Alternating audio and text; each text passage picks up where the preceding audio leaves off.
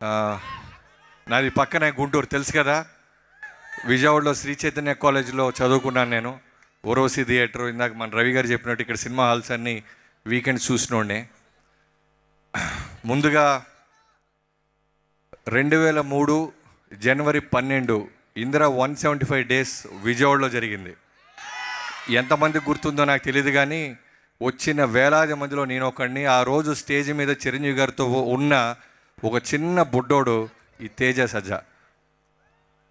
2003 మళ్ళీ నేనున్నానే నానమ్మ అంటూ మొదలెట్టి నేను కూడా ఉన్న ప్యానమ్మ అంటూ పాన్ ఇండియన్ స్టార్ లెవెల్లో వెళ్తున్న తేజాకి సో నానమ్మ ప్యానమ్మ చాలా చాలా ఆనందంగా ఉంది తమ్ముడు. అంటే ఒక హనుమాన్ తర్వాత, అంత హ్యూజ్ సక్సెస్ తర్వాత 3 ఏళ్ల పాటు ఒక హీరో ఒక సినిమాని నమ్ముకొని, రెమ్యునరేషన్ కూడా సినిమాకే పెట్టండి సార్, మొత్తం అయిన తర్వాత చూద్దామని విశ్వప్రసాద్ గారికి నువ్వు చెప్పావని తెలుసుకున్నాను నేను. నీలాంటి డెడికేషన్ ఉండటం వల్లే సక్సెస్ వెతుక్కుంటూ వస్తుంది. సో నీ డెడికేషన్కి, నువ్వు ఇచ్చిన టైంకి ఈ మిరాయ్ అనేది ఒక బెస్ట్ ఎగ్జాంపుల్, ఒక భగవంతుడి నుంచి వచ్చిన గిఫ్ట్. తర్వాత నేను ఇండస్ట్రీకి వచ్చిన తర్వాత నాకు శ్రీహరి గారి తర్వాత నాకు బాగా అన్న అన్న అంటూ క్లోజ్ ఉన్న వ్యక్తి మరెవరో కాదు, స్టేజ్ మీద ఉన్న మనోజ్ అన్న.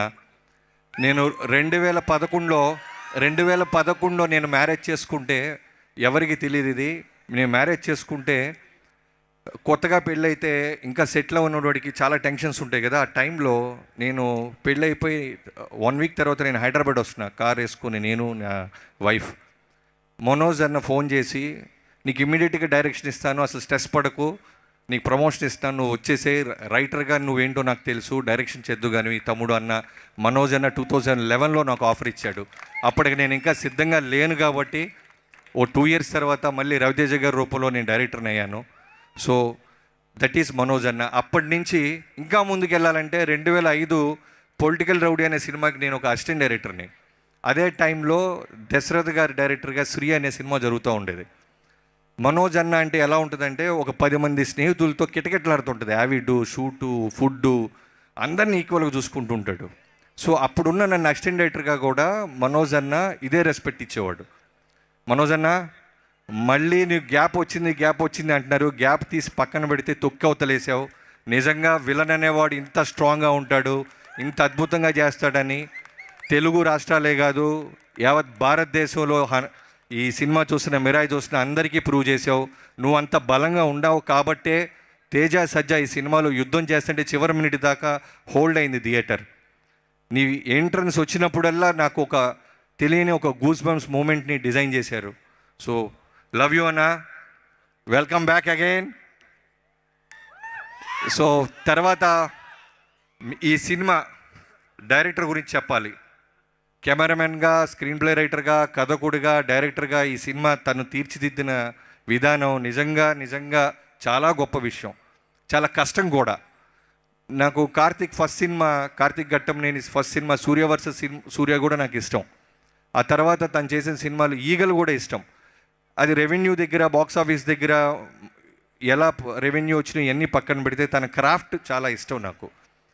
సో కార్తీక్, నిజంగా నువ్వు ఇందాక నీ టీం అందరిని పిలిచావు చూసావా, అక్కడే నీ వ్యక్తిత్వం తెలుస్తుంది తమ్ముడు. నేను ఎప్పుడూ అనుకుంటా నా సినిమా ఈవెంట్స్కి, ప్రీ రిలీజ్ ఈవెంట్కి టీం పిలవాలని, బట్ ఎక్కడో మైక్ పట్టుకోగానే వచ్చే భయం వల్ల, లేకపోతే పెద్దవాళ్ళ పేర్లు చెప్పే ప్రాసెస్లోనూ మిస్ అయిపోతుంటాను. నేను చూడంగా నాకు అదే అనిపించింది. నా నెక్స్ట్ సినిమా మాత్రం ఫస్ట్ అందరికంటే ముందు నా టీం స్టేజ్ ఎక్కిస్తాను, నువ్వే ఎగ్జాంపుల్. సో ఈ సినిమాకు నువ్వు పెట్టిన కష్టం, నిజంగా ఈ ఫలితం you deserves man. Enjoy the success. And Vishwaprasad గారి గురించి చెప్పాలి. మీ అందరికీ తెలుసో లేదో, ఆయన నాకు తెలిసి వెంకీమామ ఫస్ట్ సినిమా ప్రొడ్యూసర్గా తెలుగులో నా సినిమాతోనే మొదలెట్టారు. సో విశ్వప్రసాద్ గారి గురించి మీ అందరికీ తెలుసు. అంటే పవన్ కళ్యాణ్ గారికి ఎంత బలంగా ఉంటారో మీకు తెలియని సినిమాలు కూడా ఆయన బలంగా నిలబడ్డ సినిమాలు మా అందరికీ తెలుసు, ఇండస్ట్రీలో ఉన్న వాళ్ళకి. సో ఒక ఈగల్ సినిమా తర్వాత ఆ సినిమా సరిగ్గా రాలేదు కదండి రెవెన్యూ అంటే, అవన్నీ పక్కన పెట్టి మిరాయి లాంటి ఒక సినిమాని కార్తిక్ ఘట్టంనేనితో పాటు నిలబడి బాంబే, తమిళనాడు ఇలాంటి అన్నీ తిరుగుతూ ఈ సినిమాని నమ్మి ఈ సక్సెస్కి ప్రధాన కారణమయ్యారు విశ్వప్రసాద్ గారు. వాళ్ళ పాప కృతి ప్రసాద్ గారికి చాలా చాలా అంటే ఫస్ట్ సినిమా అంటే ఆ అమ్మాయికి ఈ సినిమా చేయటం. సో కంగ్రాచులేషన్స్ కృతి ప్రసాద్ గారు మీకు కూడా. సో విశ్వ గారు, ప్రొడ్యూసర్ చాలామంది ఉంటారు, కానీ ఫెయిల్యూర్స్తో సంబంధం లేకుండా హీరోలతోనూ డైరెక్టర్లతోనూ ట్రావెల్ అయ్యే మీకు, మీ ఇలాంటి వాళ్ళు చాలా ఒక 100 ఏళ్ళు చల్లగా ఉండాలని నా భగవంతుని కోరుకుంటున్నాను. అండ్ తర్వాత ఈ మ్యూజిక్ డైరెక్టర్ గురించి చెప్పాలి. నేను ఫస్ట్ అనుకున్నాను ఈ సౌండింగ్ చాలా బాగుంది, మనకు తెలియని పేరు కదా, ఎక్కడో చెన్నై నుంచో మలయాళం ఇండస్ట్రీ నుంచో తెచ్చి ఉంటారు, అందుకే చాలా బ్రహ్మాండంగా కొట్టాడు అనుకున్నాను. యూ ప్రూవ్ మీ రాంగ్ తమ్ముడు. నువ్వు తెలుగు మా హైదరాబాద్లో మణికొండలో ఉండి కొట్టేశాడంట. ఎంత బాగా కొట్టాడంటే విజువల్స్ కార్తిక్ ఎంత బాగా తీసాడంటే, ఏమాత్రం మ్యూజిక్ సపోర్ట్ చేయకపోయినా, ఎన్హాన్స్ చేయకపోయినా, సీన్స్ని హద్దుకోకపోయినా సినిమా డ్రాప్ అయిపోద్ది. అలాంటి సినిమా ఇది. ఎందుకంటే పురాణాలు, రాముడు, ఇతిహాసాలు, ఇన్ని లేయర్స్ ఉన్నాయి. రెగ్యులర్ సౌండ్, రెగ్యులర్ ఆర్ఆర్తో తేలిపోద్ది. బట్ చాలా బ్రహ్మాండంగా చేసేవు తమ్ముడు. నీకు చాలా చాలా చాలా పెద్ద ఫ్యూచర్ ఉంది. I wish you all the best. And ఈ సినిమాకి పనిచేసిన ప్రతి ఒక్కరికి, అలానే శ్రేయ గారిని నేను చాలా రోజుల తర్వాత లైవ్లో ఇక్కడే చూస్తున్నాను. నేను అంటే నువ్వే అనే సినిమా గుంటూరులో ఉండి చూసేవాడిని నేను. సంతోషం నాగార్జున గారితో చూసిన శ్రేయ గారు యాజ్ ఇట్ ఈస్గా అలానే ఉన్నారు. అంటే పాస్ బట్టలే వాళ్ళు లొక్కేశారా, ఏం తింటున్నారు, ఏం తాగుతున్నారు మనకు తెలియదు. ఆ సీక్రెట్ తర్వాత అడగాలి. Ma'am, you did a wonderful job. ఈ సినిమాలో మదర్ క్యారెక్టర్ అంబిక అనే క్యారెక్టర్ ఎంత ఇంపార్టెంట్ అంటే చూసిన అందరికీ, చూడబోతున్న అందరికీ తెలుస్తుంది. సో చాలా వెయిట్ ఉన్న క్యారెక్టర్. సినిమా మొత్తం కూడా నేరేట్ చేస్తూ బ్రహ్మాండంగా చేశారు శ్రేయ గారు. Thank you so much ma'am. And Ritika. So Karthik గొప్పతనం ఏంటంటే తమ్ముడు ఓజీ గురించి నేను కూడా ఒకసారి అరుస్తా, టెన్షన్ పడదు. కార్తిక్ గొప్పతనం ఏంటంటే ప్రతి క్యారెక్టర్ని, అంటే హీరో ఫ్రెండ్స్ క్యారెక్టర్స్ని ఎవరిని వదలలేదు. అలానే హీరోయిన్ క్యారెక్టర్ కూడా ఎంత బలంగా రాశాడంటే, నిజంగానే ఒక రైటర్ని నేను బిఫోర్ ఒక డైరెక్టర్ అవడానికి ముందు ఇలాంటి మంచి సినిమాలు, గొప్ప సినిమాలు చూసినప్పుడు మా అందరికీ ఒక చిన్న లెసన్ లాంటిది ఇది. సో అందరికీ వెయిట్ ఉన్న క్యారెక్టర్లు ఉంటే ఓ సినిమా బ్రహ్మాండంగా అందంగా ఉంటుంది. అలానే ఎడిటర్స్ గురించి ఇక్కడ ఉన్న, నువ్వు కూడా మనోజ్ గారు యంగ్ క్యారెక్టర్ చేసావు, చాలా భయపెట్టావు తమ్ముడు. సో మీ అందరికీ పేరు పేరున ఓజీ సేమ్ స్టేజ్ మీద ఉన్న, స్టేజ్ కింద ఉన్న అందరం వెయిట్ చేసేది ఓజీ కోసమే.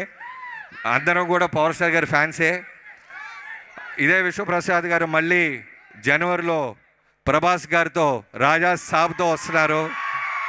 సో ఆయన రాజా సాబ్ చేసినా, మిరాయి చేసినా, ఏ సినిమా చేసినా ఇదే ప్రేమ, ఇదే డెడికేషన్ ఉంటుంది. సో ఇప్పటిదాకా ఉన్న మీ అందరికీ, మీడియా మిత్రులందరికీ thank you so much. Police బృందాలకి, అలానే ఇక్కడ పిలిచిన నన్ను టీం అందరికీ, శ్రేయాస్ మీడియాకి అందరికీ థ్యాంక్ యూ సో మచ్. ఎవరైనా మర్చిపోతే క్షమించండి. అండ్ మోగ్లీ సినిమా నెక్స్ట్ రాబోతుంది.